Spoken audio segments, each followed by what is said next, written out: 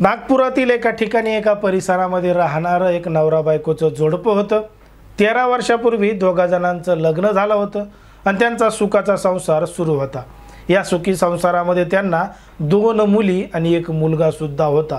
सगळं काही सुरळीतपणाने सुरू होतं, पण मात्र एक दिवस अचानक तो जो नवरा आहे त्याला अर्धांग वायूचा झटका आला आणि अर्धांग वायू झाल्यामुळं तो नवरा घरीच पडून होता, घरीच झोपून होता। पण मात्र त्याच्या बायकोला आता दम निघत नव्हती, म्हणून त्या बायकोनं दुसराच एक प्रियकर पटवला होता आणि घडलं होतं एक धक्कादायक प्रकरण, धक्कादायक घटना। नेमकं काय आहे संपूर्ण प्रकरण, कुठं घडली आहे घटना, हे आपलं अगदी सविस्तरपणे बघायचं आहे। पण जर तुम्ही अजूनही आपलं चॅनल सबस्क्राईब केलं नसेल तर लगेचच सबस्क्राईब करून घ्या आणि बाजूला असणाऱ्या बेल नोटिफिकेशनला सुद्धा ऑन करायला विसरू नका। आता ही जी संपूर्ण घडलेली घटना आहे ती आहे नागपूरमधील वाटोडा पोलीस ठाण्याच्या हद्दीमध्ये घडलेली संपूर्ण घटना आहे आणि या ठिकाणी या परिसरामध्ये राहणारं एक नवरा बायकोचं जोडपं आहे। नवऱ्याचं नाव चंद्रसेन आहे तर बायकोचं नाव दिशा आहे। या दोघा जणांचं लग्न 13 वर्षापूर्वी झालं होतं आणि यांना सुखी संसारामध्ये 2 मुली आणि 1 मुलगा सुद्धा झाला होता। सगळं काही सुरळीतपणाने चालू असताना काही महिन्यांपूर्वी तो जो नवरा आहे चंद्रसेन त्याला अर्धांग वायूचा झटका आला आणि अर्धांग वायूचा झटका आल्यामुळं तो त्या ठिकाणी घरामध्येच पडून राहिला। मग घर चालवण्यासाठी घराची संपूर्ण जबाबदारी त्या दिशावर आली, म्हणून तिनं घर खर्च उचलण्याची जबाबदारी घेतली आणि जबाबदारी घेतल्यानंतर तिनं पाणी विकण्याचा निर्णय घेतला आणि ती कॅनमध्ये पाणी भरून विकायची आणि त्या माध्यमातून पैसे कमवायची। पण मात्र ते सगळं करत असताना तिची ओळख जो पंक्चर काढणारा होता, टायरवाला होता, त्याचं नाव होतं आसिफ उर्फ टायरवाला। या व्यक्तीसोबत दिशाची ओळख झाली आणि ओळख झाल्यानंतर ओळखीचं रूपांतर मैत्रीमध्ये झालं। आता नवऱ्याला अर्धांग वायू झाला होता तर त्या बायकोनं इकडं टायरवाला पटवला होता। आता त्याच्यासोबत तिची ओळख झाली, ओळखीचं रूपांतर मैत्रीमध्ये झालं, दोघांचे प्रेमसंबंध निर्माण झाले आणि प्रेमसंबंध निर्माण झाल्यानंतर नवऱ्याच्या मुकाट्या लपून छपून हे दोघं जण एकमेकांना भेटू लागले आणि मनमोकळेपणानं सगळं काही करू लागले। पण मात्र हळूहळू तो नवरा तिकडं नीट होऊ लागला आणि त्याला या दोघांच्या नात्याबद्दल माहिती मिळू लागली।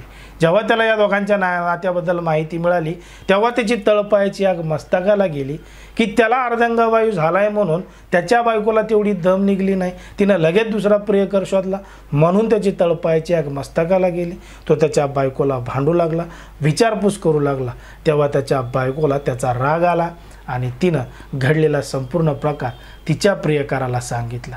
आता त्या आसिफनं आणि दिशानं दोघांनी मिळून त्या नवऱ्यालाच ठार करण्याचा प्लॅन केला आणि प्लॅन केल्याप्रमाणे तारीख आली 4 जुलै 2025ची। 4 जुलै 2025 रोजी दिशानं तिच्या नवऱ्याचं तोंड दाबलं आणि तो जो आसिफ आहे त्यानं नाक दाबलं, गळा दाबला आणि त्या ठिकाणी त्याची हत्या केली, त्याला ठार केलं। आता त्याला ठार केल्यानंतर तो आरोपी त्या ठिकाणावर निघून गेला आणि बायकोनं सकाळीच बोबाटा केला, आरडाओरड केली। तिचा नवरा उठत नाहीये, जागा होत नाहीये, बेशुद्ध पडला, म्हणून त्याला तात्काळ जवळच्या दवाखान्यामध्ये नेलं आणि दवाखान्यामध्ये नेल्यानंतर डॉक्टरांनी मृत घोषित केलं।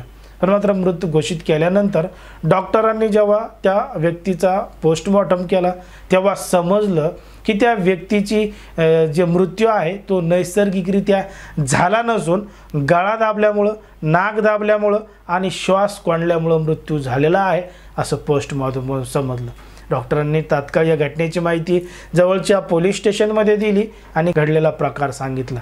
जेव्हा पोलिसांनी त्या ठिकाणी दखल घेतली, त्या महिलेची दिशाची कसून चौकशी केली तेव्हा समजलं की हिनंच तिच्या नवऱ्याची हत्या केली आहे आणि त्यामध्ये प्रियकराने सुद्धा तिची साथ दिली आहे। जेव्हा पोलिसांनी तिला सगळं काही विचारलं तेव्हा तिनं घडलेलं हे संपूर्ण प्रकरण सांगितलं। आता पोलिसांनी दोघांना सुद्धा ताब्यात घेतलेलं आहे आणि त्यांच्यावर कायदेशीर कारवाई सुरू आहे। पण मात्र ज्या पद्धतीनं या महिलेनं तिच्या लेकरांचा, नवऱ्याचा कुठलाही विचार न करता थेट टायरवाल्यासोबत प्रेमसंबंध निर्माण केले आणि नवऱ्याची हत्या केली, त्यामुळं तिच्यावर कठोरातली कठोर कारवाई व्हायला पाहिजे अशी सुद्धा मागणी अनेकांनी केली आहे. आता त्या महिलेनं तिच्या नवऱ्याची हत्या केली, ती जेलमध्ये गेली आहे, पण मात्र तिच्या लेकरांचा संसार उघड्यावर आला आहे. त्यांनी आता नेमकं कोणाकडे जायचं, काय करायचं, त्यामुळं तिच्यावर आणि तिच्या प्रियकरावर कठोरातली कठोर कारवाई झाली पाहिजे असं सुद्धा काही जणांनी सांगितलं आहे. आता तो जो प्रियकर आहे त्यालासुद्धा कळायला पाहिजे होतं, त्या महिलेचं लग्न झालेलं आहे, तिला लेकरं आहेत, नवरा आहेत, तिच्या संसारामध्ये आपण ढवळाढवळ करायला नाही पाहिजे.